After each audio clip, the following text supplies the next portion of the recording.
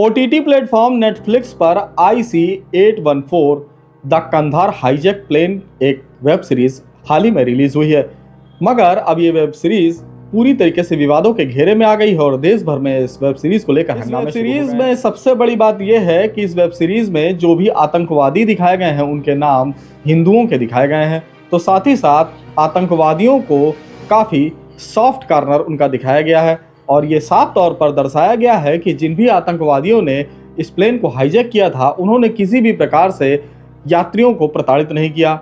साथ ही साथ इसमें यह भी दिखाया गया है कि यात्रियों के साथ आतंकवादी गाना बजाना कर रहे थे। अरे हाथ से गाओ, हार जाओगे। हार गए, आपकी बारी हो गई। यहाँ से गाओ। तो क्या आपको ऐसा लगता है कि आतंकवादी एक प्लेन को हाईजैक करेंगे और गाना बजाना करेंगे? तो चलिए अब आपको हम इस पूरी घटना के बारे में पूरी तरीके से विस्तार से बताने वाले हैं। ये घटना 1999 में हुई थी, जो कि एक सच्ची घटना पर आधारित है, मगर इसमें जो पार्ट दिखाए गए हैं उनसे छेड़छाड़ जरूर की गई है। तो चलिए इसकी शुरुआत करते हैं और आपको कंधार प्लेन हाईजैक की घटना बताते हैं। तकरीबन 25 साल पहले हुए कंधार प्लेन हाईजैक एक बार फिर से सुर्खियों में आ गया है। इस बार वजह है इस पर बनी एक वेब सीरीज, जिसे लेकर कई विवाद पैदा हो गए हैं। इस वेब सीरीज में अपहरणकर्ताओं के नाम को लेकर उठे विवाद में इतना तूल पकड़ लिया है कि केंद्रीय सूचना प्रसारण मंत्रालय ने नेटफ्लिक्स इंडिया की करंट प्रमुख को दिल्ली तलब कर लिया है। साथ ही सोशल मीडिया पर भी बॉलीवुड के बहिष्कार की मांग अब जोरों शोरों से शुरू हो गई है।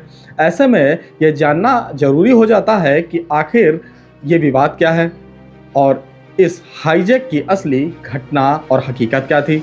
तो चलिए हम आपको इस पूरी घटना के बारे में अब बताने वाले हैं।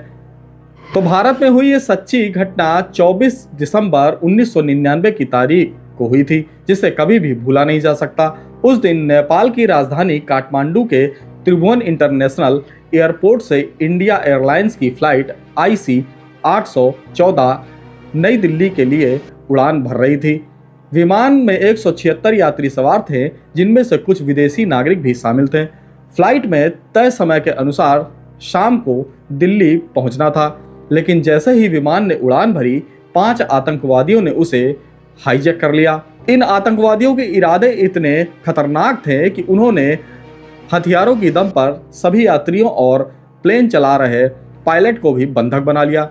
हाईजैक के बाद विमान को आतंकवादी अमृतसर की तरफ मोड़ने के लिए दबाव बनाने लगे, क्योंकि उसमें ईंधन खत्म हो रहा था।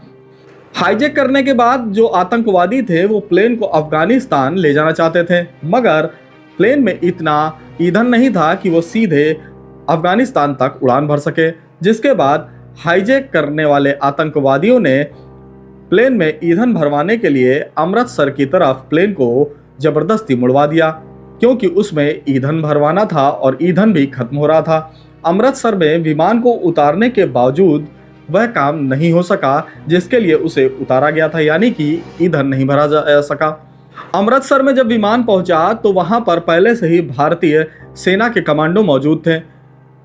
इस बात की आशंका को देखते हुए आतंकवादियों ने पायलट को फिर से प्लेन को उड़ाकर पाकिस्तान के लाहौर में उतारने की बात की। जब पाकिस्तान के लाहौर के सीमा पर प्लेन पहुंच गया तो पाकिस्तान के ATC ने विमान को उतरने की अनुमति नहीं दी, लेकिन बाद में दबाव पड़ने पर अनुमति दे दी गई।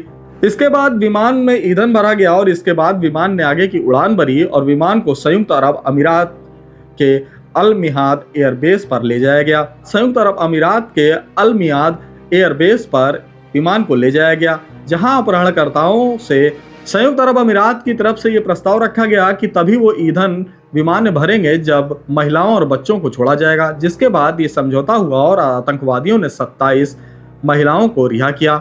जिसके बाद ईंधन भरने के बाद ये हाईजैक प्लेन अफगानिस्तान के कंधार में जाकर रुका। हाईजैक करने वाले 5 आतंकवादी पाकिस्तान के थे और उनका मुख्य मकसद भारत की जेलों में बंद पड़े 3 खतरनाक आतंकवादियों को रिहा कराना था। प्लेन हाईजैक करने वाले आतंकवादी जिन आतंकवादियों को रिहा कराना चाहते थे उनके नाम थे महमूद अजहर, अहमद उमर सईद शेख और मुश्ताक अहमद अरगज, जिन्हें आतंकवादी छुड़ाना चाहते थे। के अनुसार विमान में सवार अपहरणकर्ताओं ने अपने असली नाम छुपाए थे और वे काल्पनिक नामों से जैसे चीफ, डॉक्टर, बर्गर, भोला और शंकर का नाम उपयोग करते हुए सुने गए थे। मगर ये आतंकवादी हरकत उल मुजाहिदीन संगठन से जुड़े हुए थे और इनके असली नाम थे इब्राहिम, अतहर, शाहिद अख्तर, शाहिद, सनी अहमद काजी, मिस्त्री, हजूर इब्राहिम और शाकिर। ये सभी आतंकवादियों ने आतंकवादी जो भारत की जेल में बंद थे उन्हें छुड़ाने के लिए ये पूरी घटना को अंजाम दिया था। भारत सरकार ने 25 और 26 दिसंबर को आतंकवादियों से बातचीत शुरू की और 27 दिसंबर को गृह मंत्रालय की ओर से एक टीम कांधार भेजी गई, जिसमें संयुक्त सचिव विवेक काटजू, अजीत डोभाल और सीडी सहाय शामिल थे। यह संकट लगभग 8 दिनों तक चला। 31 दिसंबर 1999 को भारत सरकार ने नागरिकों की सुरक्षा सुनिश्चित करने के लिए 3 आतंकवादियों की रिहाई पर सहमति जताई। इस निर्णय के बाद सभी नागरिकों को सुरक्षित भारत वापस लाया गया। भारत सरकार ने यह निर्णय इसलिए लिया क्योंकि जो हाईजैक प्लेन हुआ था उसमें बैठे हुए यात्रियों के परिवार वाले देश भर में हंगामा कर रहे थे। यह घटना एनडीए सरकार के समय हुई थी, जब अटल बिहारी वाजपेयी भारत के प्रधानमंत्री थे। आतंकवादियों की रिहाई के कारण सरकार को काफी आलोचनाओं का सामना भी करना पड़ा। इस मामले की जांच सीबीआई ने भी की थी और उन्होंने 10 लोगों को आरोपी इस पूरी घटना में जिन्होंने की थी उन्हें माना था, जिसके बाद 5 अपहरणकर्ताओं का अभी भी नाम सामने नहीं आ सका है और उनके ठिकानों के बारे में भी कुछ नहीं पता चल सका। इस घटना ने न केवल भारत की सुरक्षा व्यवस्था पर सवाल खड़े किए बल्कि यह भी दिखाया कि आतंकवादी संगठन अपने उद्देश्य को पूरा करने के लिए किसी भी हद तक जा सकते हैं। IC 814 हाईजैक की यह घटना 25 साल बाद आज भी भारतीय इतिहास में एक दुखद और खौफनाक घटना के रूप में आज भी जानी जाती है।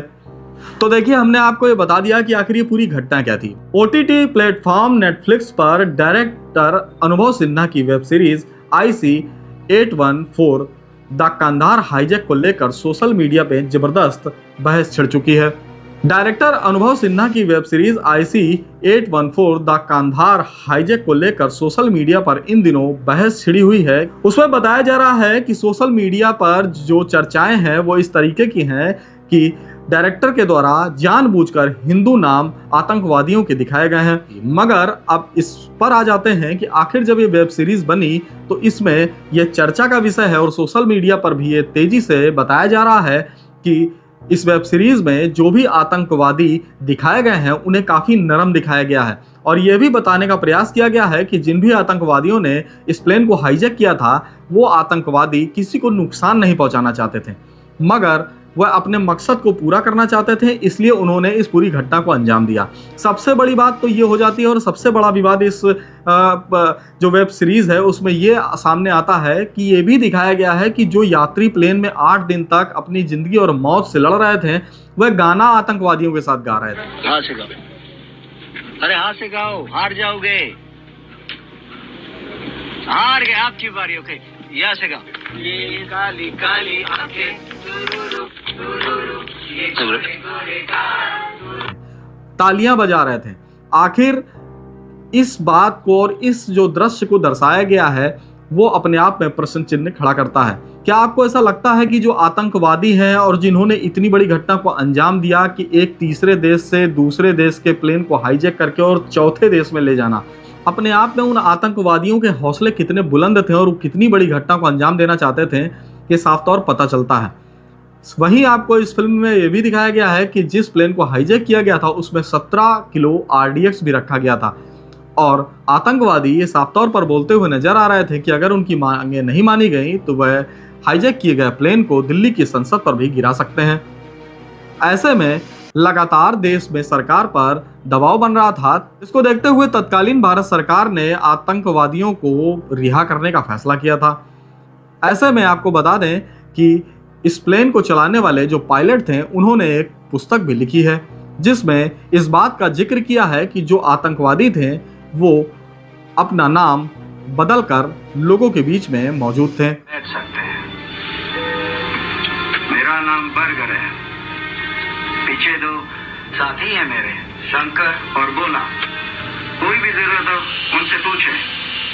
मगर इन आतंकवादियों की बात करें तो ये खौफनाक आतंकवादी सभी मुसलमान थे और ये सभी पाकिस्तान के रहने वाले थे, जिनका अभी तक भी पकड़ा जाना मुमकिन नहीं हो सका है। ऐसे में हमारी ये साफ तौर पर अपील है कि जो भी ये वेब सीरीज बनाई जाती हैं या जो भी फिल्में बनाई जाती हैं उसमें किसी भी प्रकार की कोई छेड़छाड़ ना की जाए।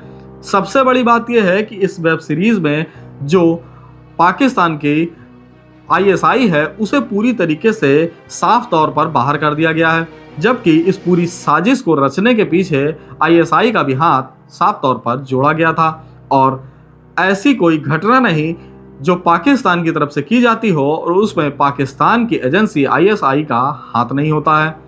ऐसे में आप हमारे द्वारा दी गई जानकारी को किस तरीके से देखते हैं और डायरेक्टर के द्वारा जो IC 814 the Kandahar hijack web series को रिलीज किया गया है, इस पर आपकी क्या राय है हमारे कमेंट्स बॉक्स में जरूर बताएं।